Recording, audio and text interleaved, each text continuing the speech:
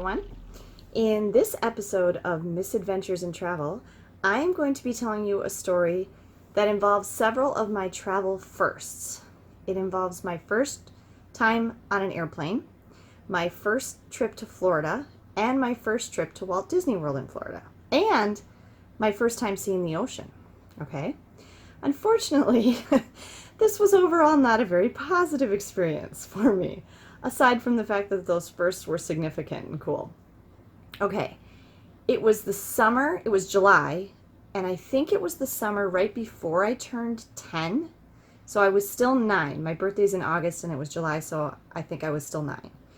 And my parents were in the process of getting divorced. And I'm not sure when exactly their divorce was final. I don't think they really told us. My brother would have been 12. And my dad, for whatever reason, decided to take us on a trip to Florida.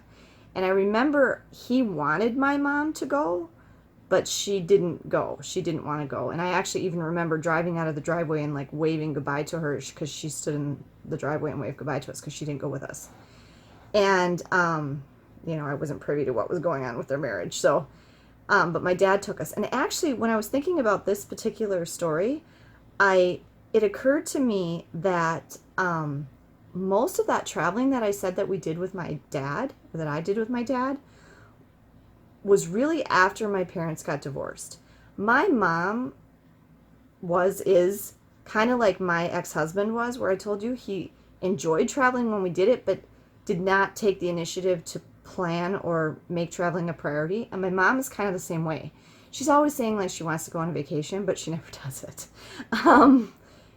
The only real traveling my mom has done has been because my dad got her to go or because I got her to go. And she hasn't done much at all. So I don't think when they were married, and they were married for 16 years, I don't remember us taking any real family vacations at all. I mean, other than like we went to Bayfield up in northern Wisconsin on Lake Superior, and that's about it. I don't remember doing anything as a family of 4 with my parents and my brother when I was a kid before my parents got divorced. So I really think that all the traveling that we did was with my dad after my parents got divorced because he liked to travel. So anyway, this trip, my dad took my brother and me on a plane to Florida. My dad's sister, so my aunt, and her husband owned a condominium in Florida on the Atlantic coast. And so we were going to go there and then to Disney World, which at that time was only Magic Kingdom.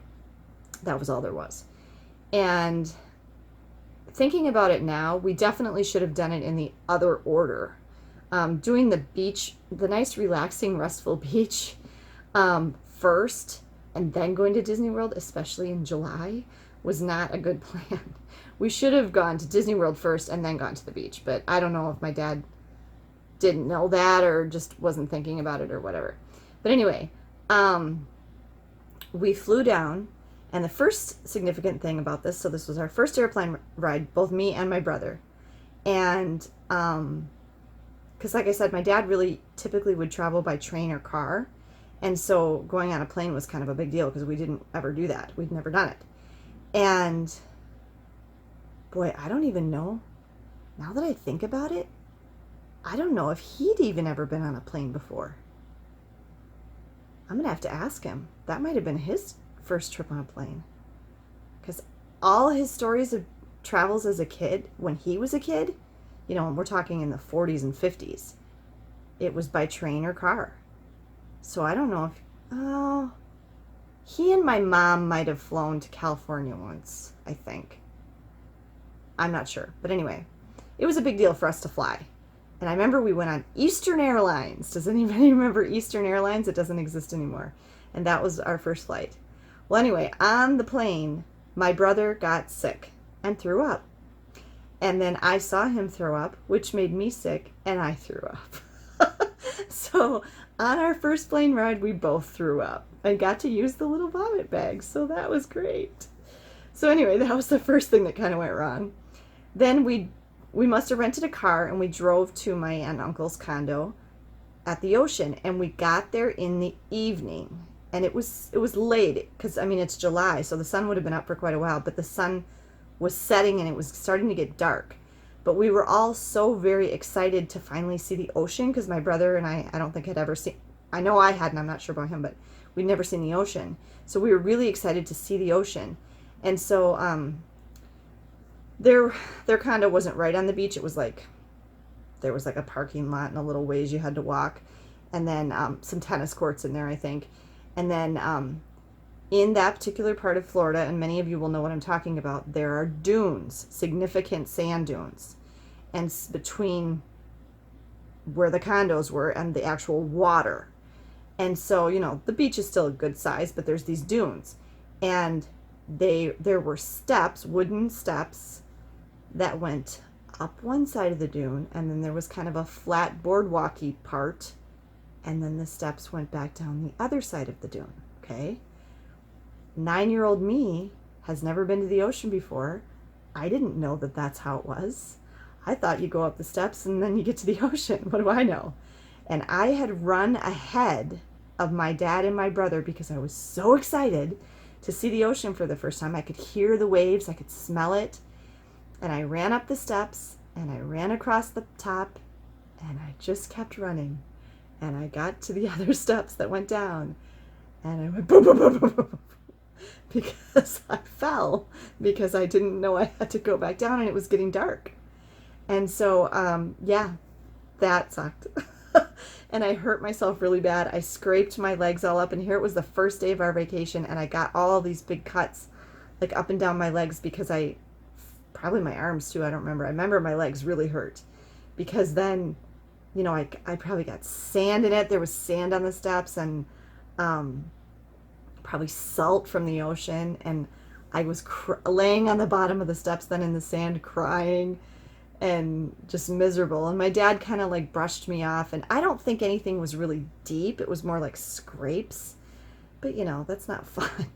And so we still like walked up and down the beach for a little bit that night, and then we went back to the condo. And this was where I learned that it had really been my mom that had probably been taking care of us up to that point, because my dad had no clue what to do with kids, like any part of taking care of us, really.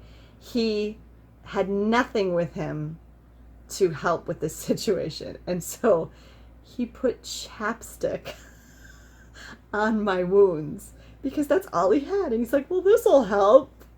I don't think it did anything other than like make them waxy. But he never did like get me any, I didn't have a Band-Aid or antibiotic ointment or anything. I just had these big cuts on my legs for the rest of the trip.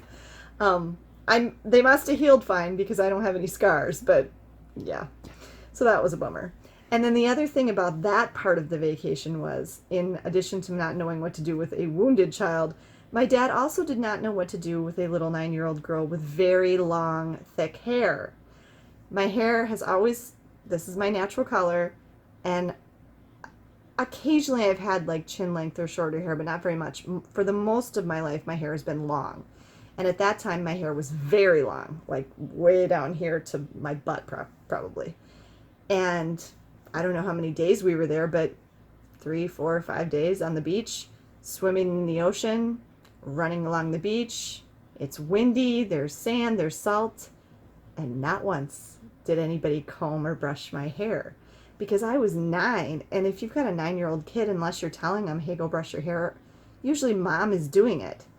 And so when we got back, my hair was matted into this big knot at the back of my head, and my mom was horrified.